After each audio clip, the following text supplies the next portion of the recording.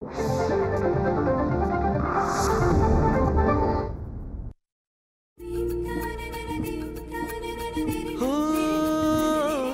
शब्द स्वरांचे बनती गाणे, साज नवानंद तराणे, रसिकांची ही जुळते नाते घडते जेव्हा सुरेल गाणे.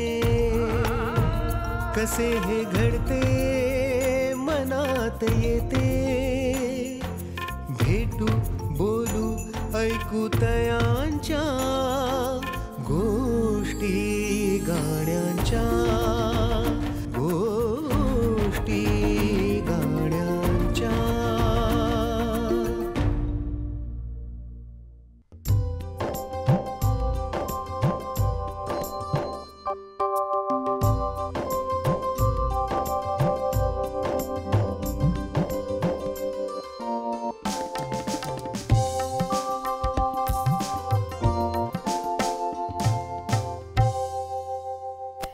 नमस्कार. गोष्टी गाण्यांच्या कार्यक्रमात आपल्या सगळ्यांचं स्वागत आहे. गाण्यांच्या गोष्टी उलगडत असताना एक एक काळ खरं तर आपल्या डोळ्यासमोरून जातो. भावसंगीताचा असा एक काळ होता ज्या काळाने महाराष्ट्राला अनेक उत्तम गायक दिले. मंडळी, आपल्याला आठवत असेल त्या तिथे पलीकडे, माझी या प्रियेचे झोपडे, किंवा खेड्यामधले घर कौलारू, या अशा कातरवेळी पाहिजेस तू जवळी. मंडळी, ही सगळी गाणी आपल्याला नक्की आठवत आहेत आणि ती गायली होती त्यावेळच्या गायिका मालती पांडे यांनी. मालती पांडेंचा तो काळ आणि अगदी थेट आजच्या काळापर्यंत तो वारसा पुढे जातोय हे देखील आपल्या लक्षात येत असेल तर तोच काळ आणि त्या काळातला सगळा वारसा, संगीताचा वारसा, जिने आजपर्यंत जपून ठेवलाय आणि पुढे नेते, ती मालती पांडे यांची नात आणि आज स्वतंत्र गायिका म्हणून जी आपल्यासमोर आहे, प्रियांका बर्वे आज आपल्यासोबत आहे. प्रियांका, स्वागत आहे तुझं. थँक्यू. खरंच आहे की तो मालतीताईंचा वारसा आहे आणि आजच्या पिढीचं संगीत तू जपून ठेवलंयस, त्याबद्दल खरंच मनापासून तुझं अभिनंदन. Thank you so much. आणि मंडळी, त्याचबरोबर संगीतकार म्हणून आणि प्रख्यात सरोद वादक म्हणून आज आपल्यासोबत आहे सारंग कुलकर्णी. सारंग, नमस्कार, स्वागत आहे. आणि आणखी एक वेगळी ओळख म्हणजे हे दोघंही पती पत्नी आहेत, त्यामुळे संगीतकार आणि गायक अशी एक जोडी आज आपल्यासोबत आहे आणि गोष्टी गाण्यांच्या कार्यक्रमात दोघांचंही स्वागत आहे. Thank you so much. दोघांनीही जी वेगवेगळी गाणी आज आपल्याला दिली आहेत, म्हणजे संगीतकार म्हणून सारंग तुझं एक वेगळं एक स्थान आहे आणि एक वेगळेपणा आहे त्या संगीतामध्ये सुद्धा. प्रियांका, तू आणि सारंग दोघांनीही स्वतंत्र कलाकृती निर्माण केलेल्या आहेत, पण तुम्ही दोघांनी एकत्र केलेलं असं काय ऐकवायला आवडेल आजच्या या मैफिलीची सुरुवात करताना? मी आणि सारंग जवळजवळ 15 वर्ष आता एकत्र आहोत. लग्नाला 9-10 वर्ष झाली आणि त्या आधीपासून म्हणजे 5-6 वर्ष. सो एकूण 15 वर्षांचा हा प्रवास आहे. तो आणि मी, आम्ही दोघंही या संगीत क्षेत्रामध्ये प्रोफेशनली कार्यरत आहोतच. वेगवेगळ्या लोकांसाठी आम्ही वेगवेगळ्या लोकांबरोबर काम करत असतो. पण म्हटलं नवरा बायको म्हणून आपली एक ओळख असायला पाहिजे, असं लग्नानंतर काही वर्षांनी आम्हाला जाणवायला लागलं. आणि हे इतकं युनिक कॉम्बिनेशन आहे ना, की मी गायिका आहे, तो सरोद आर्टिस्ट आहे आणि सरोदसारखं वाद्य हे खूप रेअरली आपल्याला ऐकायला बघायला मिळतं आजकाल. आणि शिवाय तो उत्तम कंपोज करतो, तो प्रोड्यूस करतो, तो लिहितो छान. बरं, हो, अशी बरीच गोष्टी आपल्याला उलगडतील. त्यामुळे आम्ही असं ठरवलं की आपण दोघांनी मिळून आपलं काहीतरी एक चालू करायला पाहिजे. त्यातून द प्रियारंग प्रोजेक्ट या यूट्यूब चॅनलची निर्मिती झाली. प्रियारंग, प्रियांका सारंग, प्रियारंग. वा. आणि कुठल्याही कार्याची सुरुवात आपण कायम गणपती बाप्पाच्या स्तवनानं करतो आणि तसंच आम्ही पण प्रियारंगच्या या चॅनलवरून महागणपतीम हे जे स्तोत्र आहे ते प्रोड्यूस केलं, ते रिलीज केलं. आणि खोटं नाही सांगत, आमच्या या पहिल्या उपक्रमालाच साधारण 10 मिलियन जास्त या ट्रॅकला ग्रेट, वा, व्ह्यूज आलेले आहेत.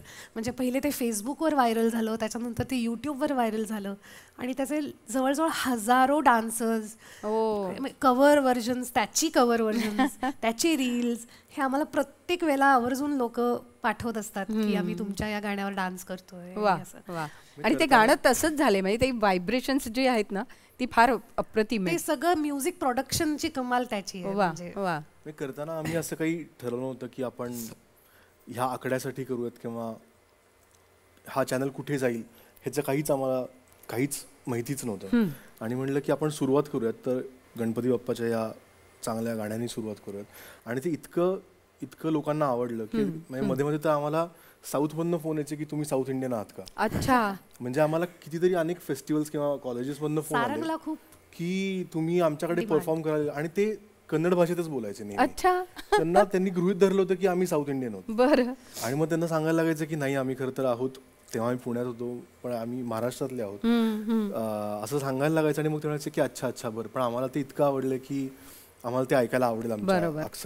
कारण थोडासा तो पण आहे की हिंदुस्थानी आणि कर्नाटकी संगीताचा एक थोडासा बाज एकत्र त्या गाण्यामध्ये आलेला आहे. ते स्वामी दीक्षितारांचं काव्य आहे, ते आहे सगळं साऊथ इंडियन भाषेत. करेक्ट. म्हणून ते वाटतं. खरं तर म्हणजे आपण म्हणतो तसं की प्रत्येक कार्यक्रमाची सुरुवात किंवा शुभ कार्याची सुरुवात ही गणपतीच्या स्तवनाने होते. तर आपण, मला वाटतं तुम्ही त्याचा छान व्हिडिओ केलाय. हो. तर मग आपण तो व्हिडिओच पाहूया का? नक्की. पाहूया व्हिडिओ.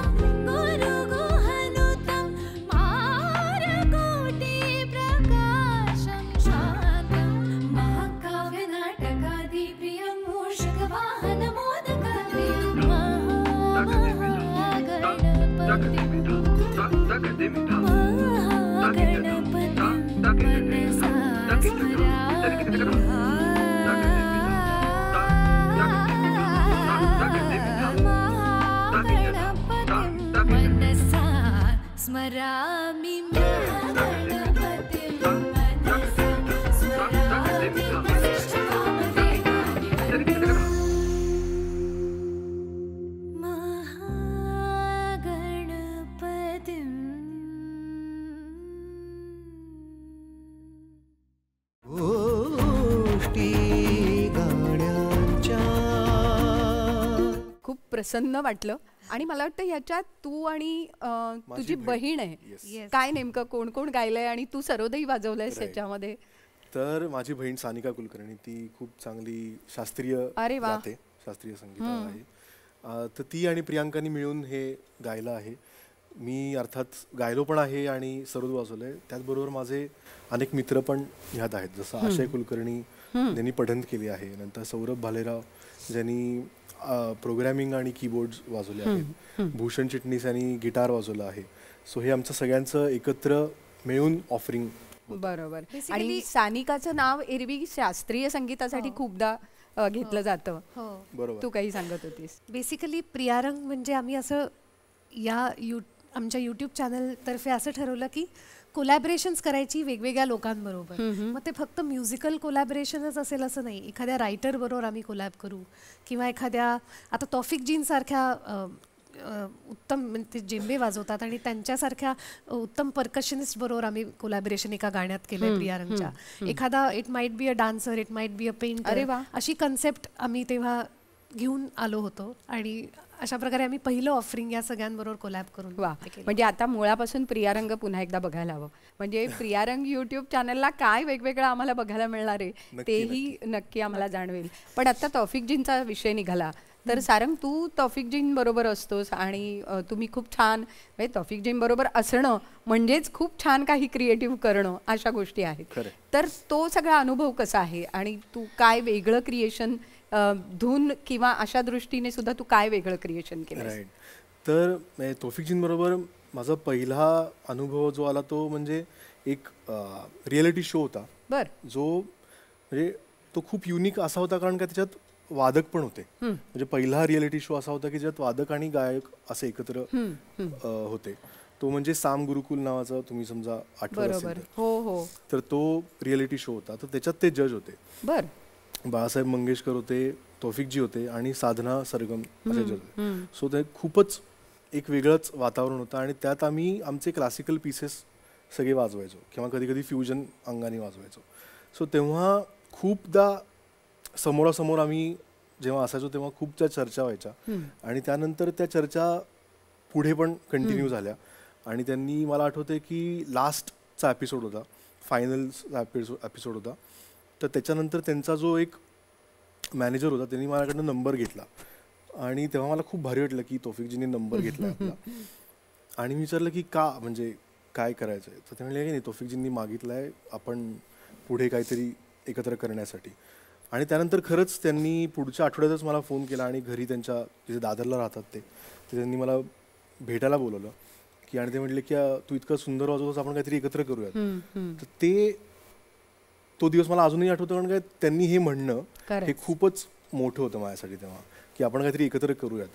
आणि ते तेव्हापासून ते इतके म्हणजे एका मित्रासारखे किंवा एका मोठ्या भावासारखे वागतात आणि ते खूप खूप माझ्यासाठी खूप एक मोठं ब्लेसिंग आहे. वेगळीच क्रिएटिव्हिटी आहे त्यांच्याकडे. म्हणजे त्यांच्याबरोबर आम्ही जेव्हा जेव्हा आता सगळीकडे शोज करत असतो तेव्हा आम्ही इतक्यांदा चर्चा करतो की तुम्ही हे गाणं कसं केलं होतं. कारण त्यांनी इतकी गाणी पण रिदम अरेंज केली आहेत, कंपोज केली आहेत आणि ते ऐकताना मला नेहमी मजा येते की देवदासची गाणी त्यांनी कशी अरेंज केली आहेत असे. आणि त्यांनी खूप वेगवेगळे किस्से ते सांगत असतात. सो त्याच आम्ही जेव्हा पहिल्यांदा एकत्र परफॉर्म केलं होतं ठाण्यामध्ये, तर तो मला पीस आज तुमच्या समोर वाजवायला नक्की. वा, काय वेगळे पण होतं किंवा तू कसा विचार केलास ती धून तयार करताना?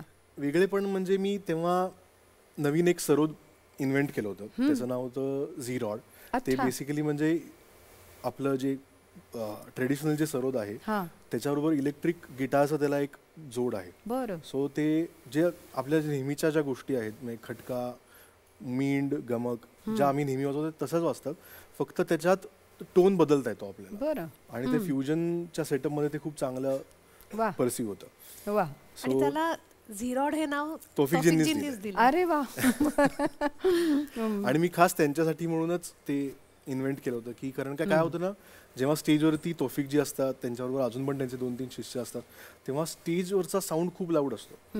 आणि काय होतं की जेव्हा आपलं तंतुवाद्य आहे, अकॉस्टिक वाद्य आहे, तर ते खूप फक्त माईकवरती ते तितकं टिकू नाही शकत. सो म्हणून मग त्याला काहीतरी आपण असं काहीतरी केलं पाहिजे की ज्याच्याने त्याचं ॲम्प्लिफिकेशन वाढवता येईल, त्याच्यात काहीतरी मजा पण आणता येईल जे लोकांना आवडेल. म्हणून मग मी ते विचार करून केला आणि ते खूप वा, मस्त वाटतं. म्हणजे प्रियांका तुला सांगते, आजपर्यंत आम्ही गाण्यांच्या खूप गोष्टी उलगडल्या आहेत, पण आज एखादी धून तयार होताना सुद्धा त्यामागे काय गोष्ट असते ती सुद्धा आज सारंग तुझ्या निमित्ताने आम्हाला उलगडता आली.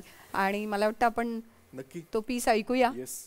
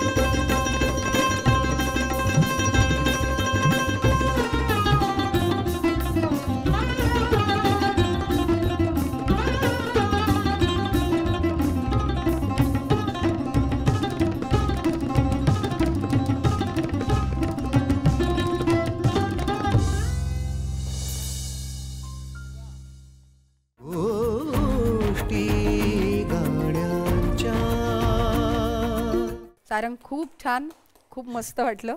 आणि सौरभ आणि सगळे सौरभचा कस लागला आज, हो की नाही? सो मस्त, खूप छान, खूप छान. पण प्रियांका कसं असतं की मी म्हटलं अगदी सुरुवातीला की एक वारसा आपल्याला मिळतो आणि मग तो पुढे नेणं ही एक वेगळी जबाबदारी असते. मालती पांडे हे नाव इतकं मोठं होतं की मालती पांडेंची नात आता या क्षेत्रात आली आहे असं म्हणून तुला जबाबदारी वाढली, नेमकं काय होतं आणि तुला आजीचा सहवास किती लाभला? माझा जन्म म्हणजे मी खूप माझं बालपण अगदी थोडं बालपण होतं जेव्हा मला आजीचा सहवास मिळाला. आणि तेव्हा कसं होतं, आजी आजोबा एकदम फॉर्ममध्ये होते. आमच्या घरी खूप शिष्य येत जात असायचे, खूप मोठे मोठे कलाकार, साहित्यिक मंडळी, सगळ्यांचं घरी येणं जाणं होतं. आणि आजोबा शिकवायचे, आजीच्या खूप शिष्या होत्या. बरोबर. आणि पुढे आईकडे सुद्धा तो एक वारसा, कलेचा, साहित्यातला वारसा आलेला आहे. कलाकार घरी यायचे. तर अशा पद्धतीनं गाणं कुठेतरी कानावर पडत होतं. मला असं आठवतंय 4 वर्षांची होते मी तेव्हा आजी आजोबांनी ना माझ्या एक तेव्हा टेप रेकॉर्डर असायचे, त्याच्यात मी सगळे थाट म्हणले होते. आणि एकदम वरचा पिच होता माझा आणि एकदम खणखणीत सुरात त्याच्यात मी ते त्यांनी रेकॉर्ड केलं होतं. आणि कुठेतरी आजी पण म्हणते मग तीव्र झाला, याच्यात शुद्ध आहे असं ते. त्यामुळे सगळं गाण्याचं बाळकडू तिथून आलेलं आहे लहानपणापासून. बरोबर. खूप खूप भाग्यवान समजते मी स्वतःला की असा वारसा घेऊन मी अशा वारसा असलेल्या घरात माझा जन्म झाला. खरं. आणि हे खूप महत्वाचं असतं अगदी. कारण गाणं ना कितीही आपण शिकलं तरी ते वरून जेव्हा आपल्याला मिळतं आणि थोडंसं रक्तातून जेव्हा येतं तर तोही एक प्रभाव वेगळा असतो अक्षरशः. आणि ती त्यांनी दिलेली देणगी आहे ती आपण जपणं हेच आपलं काम आहे. अगदी. आणि ऑफकोर्स घरातला एवढा मोठा वारसा आहे, कुठेही मी जाते तिथे लोक मला आजी आजोबांच्या आठवणी सांगतात. खरं. आजोबा पण माझे पंडित पद्माकर बर्वे, ओंकारनाथ ठाकूरांचे शिष्य होते. आणि त्यांच्या 500च्या वर ब्रजभाषेतला स्वतः लिहिलेल्या कंपोज केलेल्या बंदिशी आजही सगळे क्लासिकल सिंगर्स गातात. आणि आकाशवाणीमध्ये ते कामाला होते. त्यांची बदली पुणे, मुंबई, आगरताला, दिल्ली वेगवेगळ्या शहरांमध्ये झालेली आहे. त्यामुळे वेगवेगळ्या शहरात मी जेव्हा जाते तेव्हा खूप मला त्यांच्याविषयी आठवणी मला लोक सांगतात. आणि इतकं मला काय वाटतं ना, काही कळत नाही काय बोलायचं, कारण त्यांचा सहवास एवढा म्हणावा तसा मिळाला नाही आम्हाला. पण त्या आठवणी ऐकून खूप छान वाटतं की अरे आज आजी आजोबा असले असते, आज त्यांनी हे काम बघितलं असतं आपलं, तर त्यांना किती छान वाटलं असतं. खरं. पण तू त्यांचं नाव राखलंयस एवढं नक्की म्हणेन, कारण ज्या पद्धतीने तू तुझं काम करते आहेस ते पाहिल्यानंतर खरंच खूप बरं वाटतं. आज आजीची आठवण म्हणून एखादं तिचं कोणतं ऐकवशील? त्या तिथे पलीकडे. हो नक्की.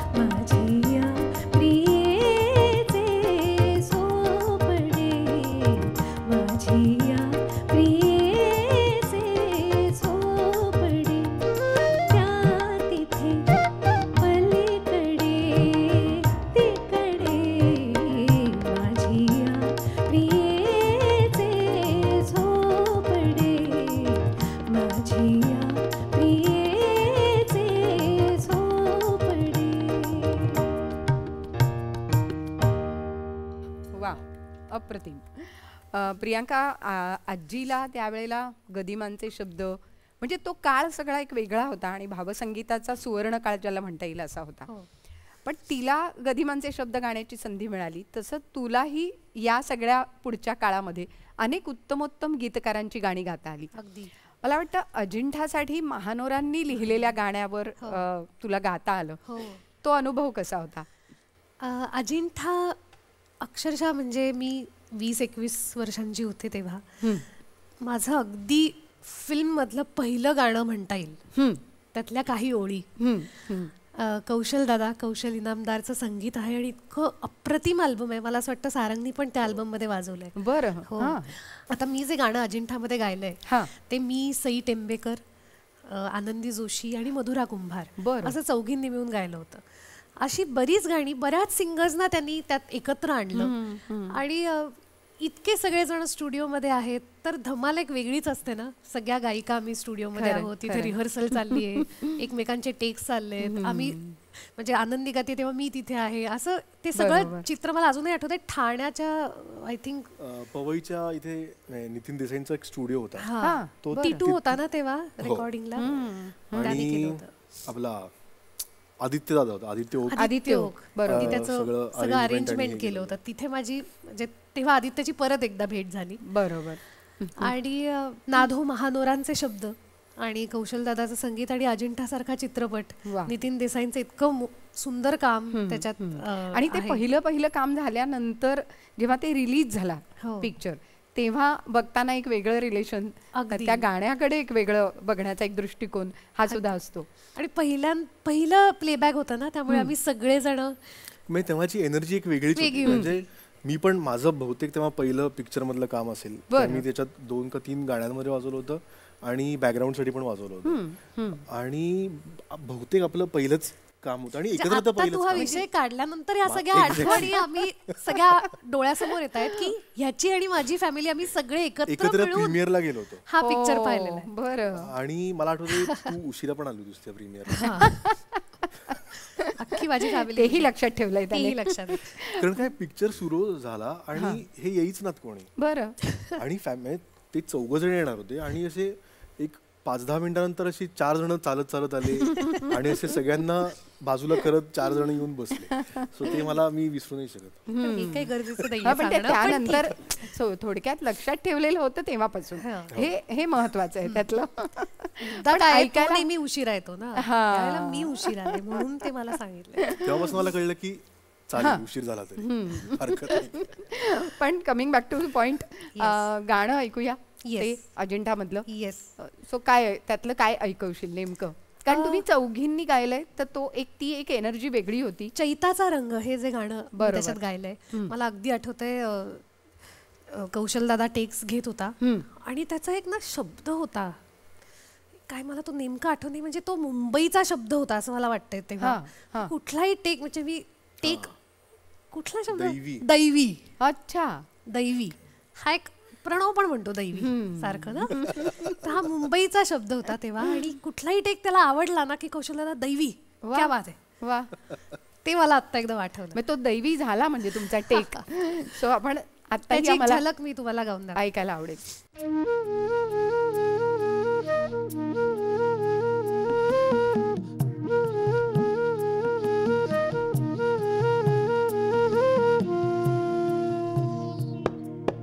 चैताचा रंग संग खेळू सावरिया,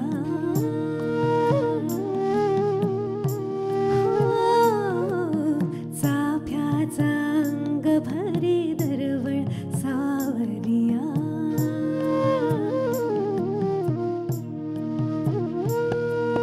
चैताचा रंग संग खेळू सावरिया, चाफ्याचा अंग भरी दरवळ सावरिया, सैल जरा बाडा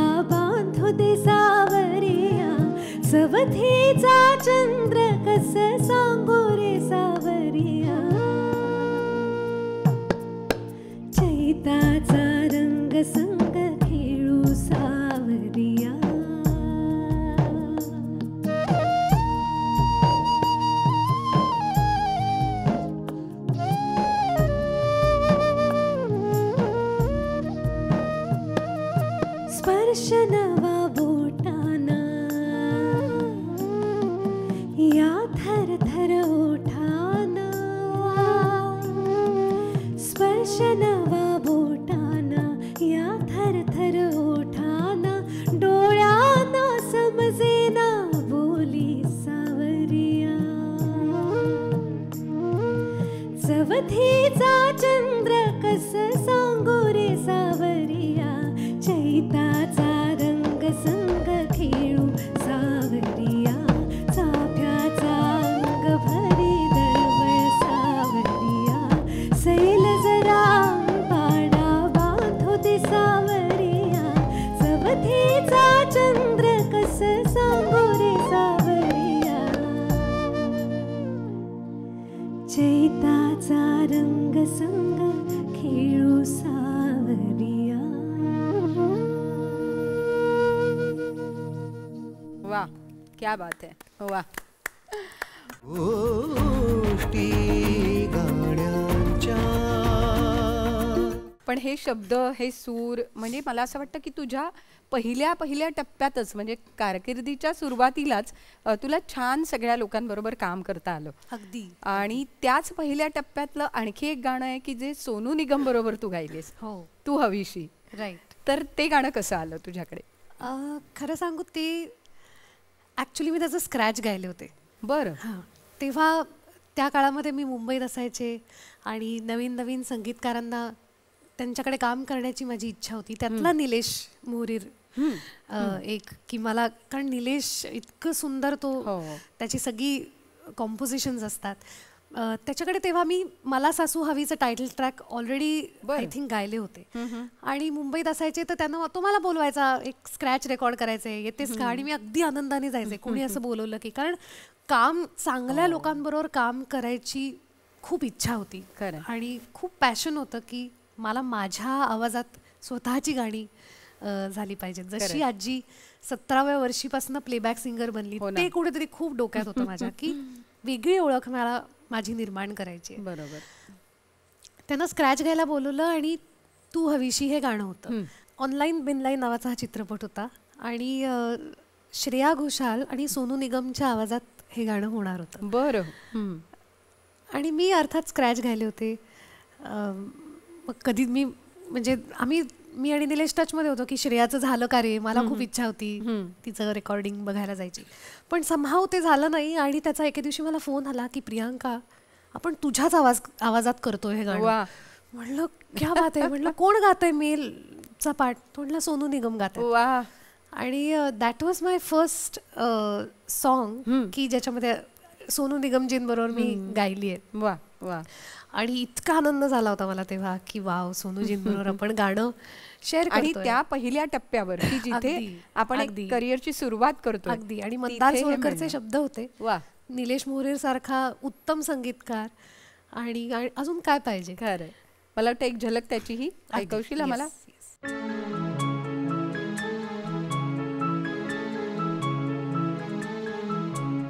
स्वप्न किया भासा वेड लावी हा जीवा, वेगळी दुनिया तरी हे ओळखीची. तू हवीशी मला, तू हवीशी आज कळली तुला, तू हवीशी भास सारे कालचे आज ते झाले खरे, तरी का हुर हुर वाटे आपुलेशी. तू हवीशी मला, तू हवीशी आज कळली तुला, तू हवीशी.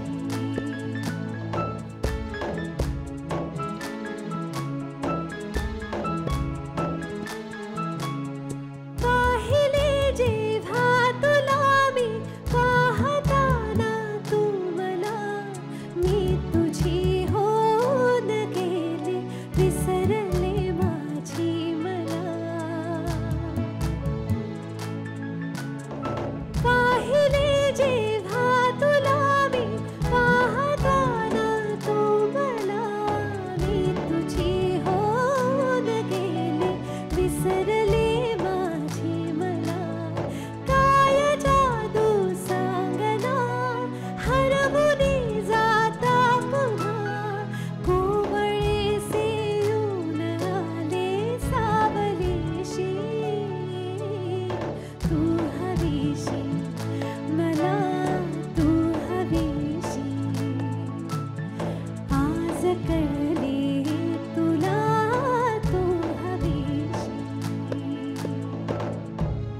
क्या बात आहे. वा वा मस्त. वा प्रियांका, खरंच किती छान गोष्टी घडतात आणि मग असं वाटतं की ते एक समाधान वेगळं मिळतं, तो आनंद एक वेगळा मिळतो आणि एक एक कलाकृतीवर आपलं नाव लिहिलेलं असतं. असं तुलाही एक अनुभव होतो मला वाटतं आला खरं असेल. मला असं वाटतं आपण हा. गाणी आपल्याला सिलेक्ट करतात, बरोबर. आपण नाही गाण्यांना. बरोबर बरोबर. म्हणजे गाणे हमें चुनते हैं. हाँ. गाणे गाणे पे लिखा हुए गाणे हाँ, वाले का गाणे नाम. वाले असं का असं काहीसर म्हणू शकतो आपण. अगदी. पण मुळात असं आहे की आनंदी गोपाळ सारखा चित्रपट जेव्हा झाला आणि आनंदी गोपाळ मधलं वाटा वाटा ग गाणं तू गायलीस. वैभवने अतिशय वैभव जोशीने अतिशय अप्रतिम असे शब्द लिहिले. त्या गाण्याची निर्मिती कशी झाली हे ऐकायला आम्हाला नक्की आवडेल. ऋषिकेश सौरभ जसराजचं संगीत आहे आणि वैभव दादा स्वतः रेकॉर्डिंगच्या वेळेला तिथे हजर होता. आता कसं काम करत असतो बघ ना आपण, ती छोटी छोटी प्रोसेस असते प्रत्येक गाण्यामागची, पण ती इतकी इम्पॉर्टंट असते. मी माईकवर गात होते आणि आमची रिहर्सल वगैरे सगळं झालं होतं आणि वेगळ्या बाजाचं गाणं होतं, आनंदी गोपाळ सारखा चित्रपट, अगदी प्युरेस्ट फॉर्म ऑफ म्युझिक मध्ये. आणि किती सुंदर झालाय तो चित्रपटही सुंदर झालाय. अगदी. तर मी माईकवर उभी होते आणि मी गात होते, कडवं गात होते आणि मी म्हटलं वैभव दादा, हा त्यांना असं लिहिलं होतं, रान फुलाहून फुलणे माझे हट्टी ग, 6 ऋतूंची जन्माने मी कट्टी ग, मैत्रीण माझी मीच मला अप्रूप माझे, आनंदी मी आनंदाची युक्ती ग, दर्या दर्या दर्या ग, उरात 100 लाटा ग, 1000 मोती माझ्या आत, कसा मी वेचू आता ग. तर 1000 मोती मला गाताना म्युझिकली खटकत होतं. बरं बरं. तर म्हटलं बघ नाही, ते काहीतरी तुला काहीतरी वेगळा शब्द तुझ्या पोतडीतून काढ. त्यामुळे अगदीच मला लखलख बघ बस कसं वाटतंय. म्हणलं क्या बात आहे, डन म्हणलं. मग लगेच ती गोळ गायले, दर्या दर्या दर्या ग, उरात 100 लाटा ग, लखलख मोती माझ्या आत, कसा मी वेचू आता ग. वा सुंदर. म्हणजे संगीतकाराने गीतकाराला शब्द बदलण्याचं सांगितलेलं. आपल्या इंडस्ट्रीत असे अनेक अनुभव आहेत. गायिकेने सांगितलेलं कदाचित हा पहिला असेल. पण मला वाटतं ती लखलखती चाल आणि लखलखते शब्दामुळे खरंच किती गाणं लखातून आलं असं म्हणता येईल. खरंच आहे. ऐकूया आपण थोडं.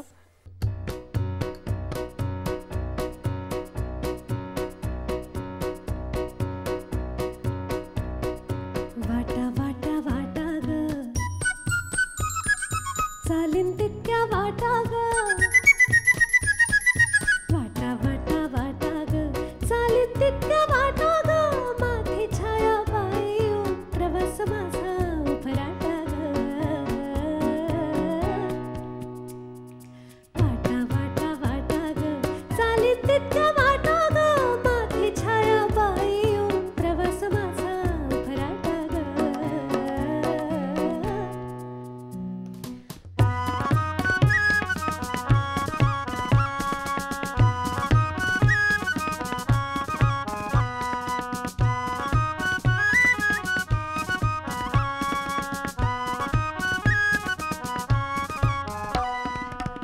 रान फुलाहून फुलडे माझे हट्टी ग, 6 ऋतूंची जन्माने मी कट्टी ग, मैत्रीण माझी मीच मला अप्रूप माझे, मैत्रीण माझी मी मला अप्रूप माझे, आनंदी मी आनंदाची युक्ती ग,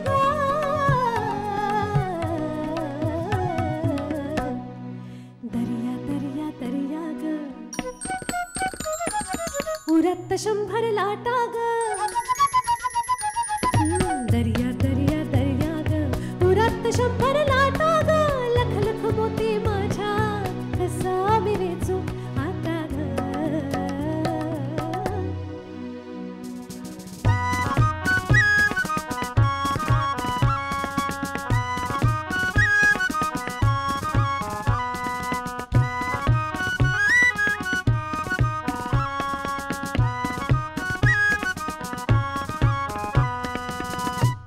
गोष्टी गाण्यांच्या.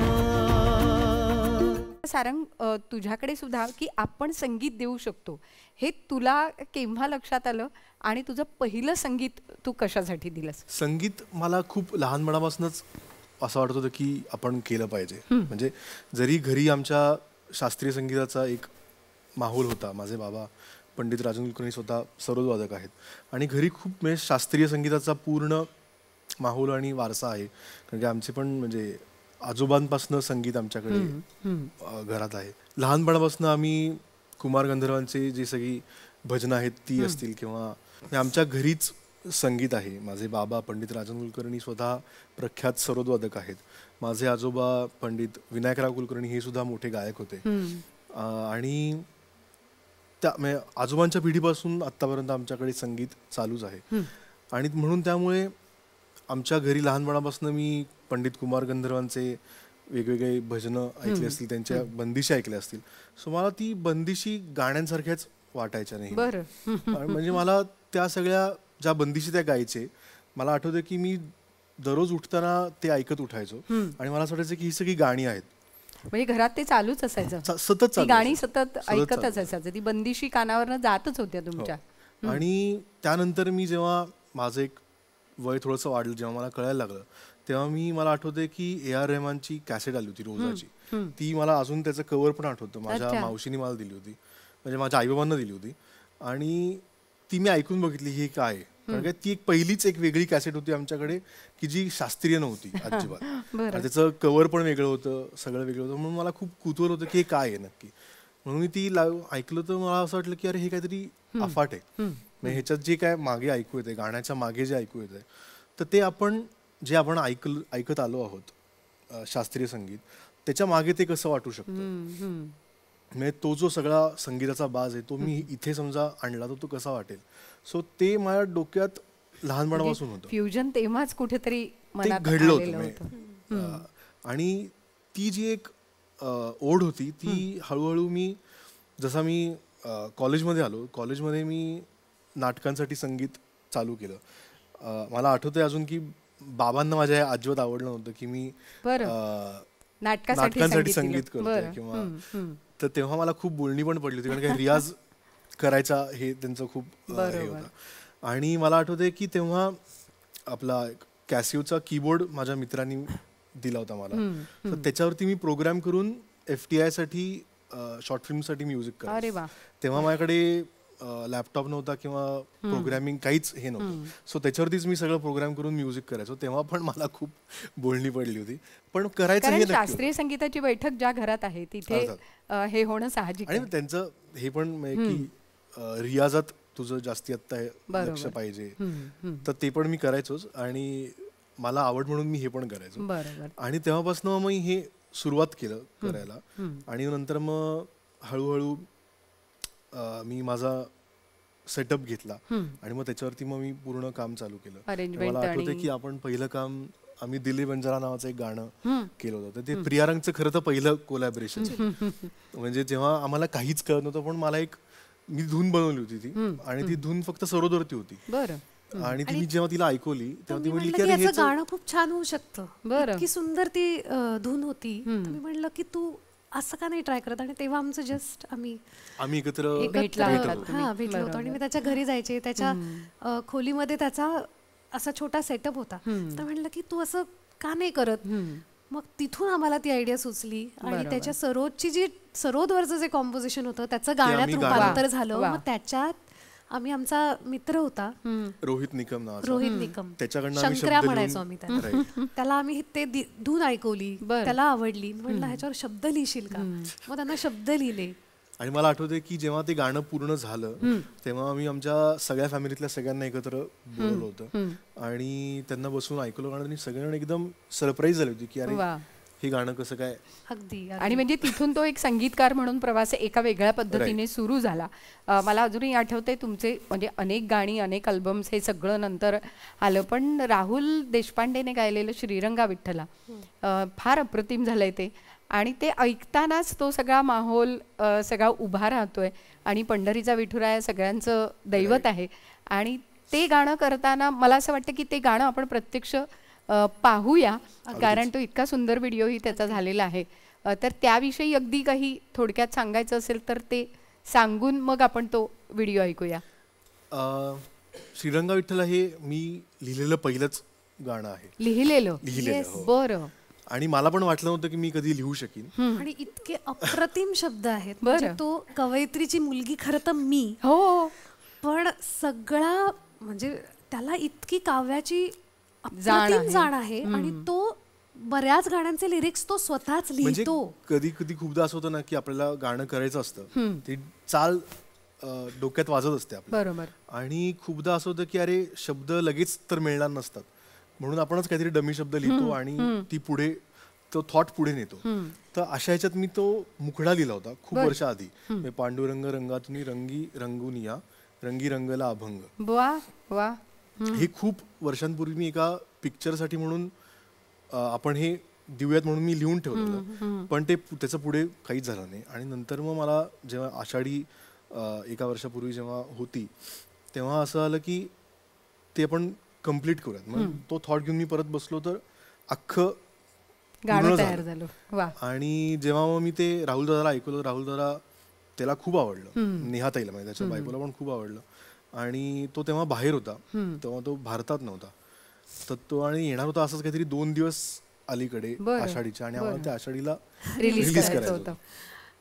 तर तो आला आणि तसा जेटलॅग मध्ये स्टुडिओत आला आणि आम्ही ते रेकॉर्ड केलं आणि ते इतकं सुंदर झालंय. मला पण आज जेव्हा मी कमेंट्स वाचतो त्या गाण्याखालच्या तेव्हा मला पण खूप भरून येतं. आणि मला एक नक्की आठवतं या गाण्यासाठी माझ्या आजोबा, त्यांची अध्यात्माची बैठक खूप आहे आणि आम्ही सगळेजण त्यांना खूप मानतो ह्यासाठी. आणि त्यांचा मला रडत फोन आला होता हे गाणं ऐकून, की हे गाणं इतकं सुंदर झालंय की त्यांना काही बोलताच येत नव्हतं.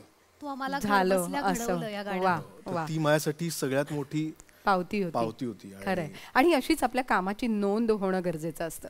त्यामुळेच मला असं वाटतं गोष्टी गाण्यांच्या निमित्ताने तुमच्या दोघांच्याही कामाची नोंद कुठेतरी रसिकांच्या मनात होतीये. खरं तर आज सारंग कुलकर्णी आणि प्रियांका बर्वे दोघांशीही आपण गप्पा मारतोय.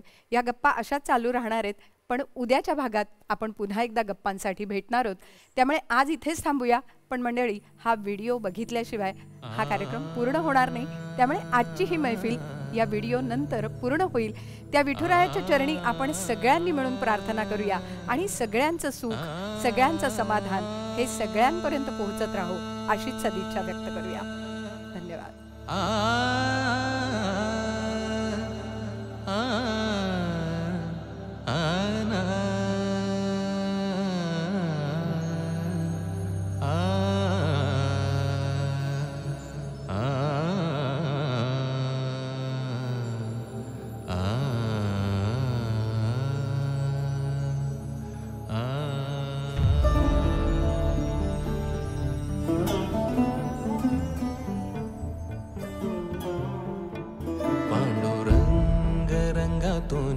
रंग रंगुनिया रंगी रंगला भंग.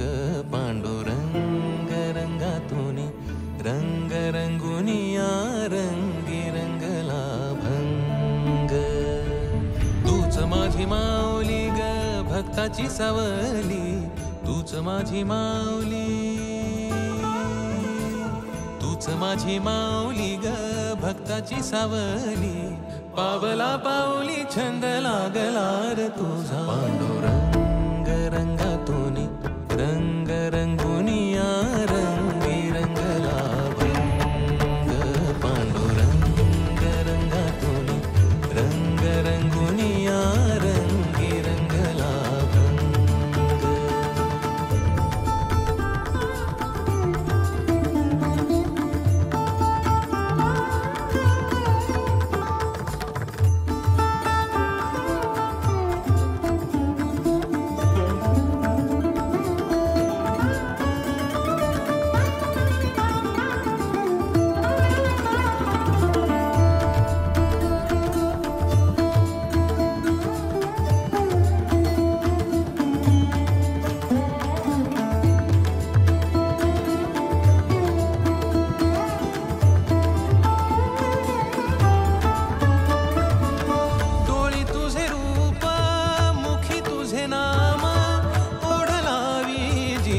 सावळा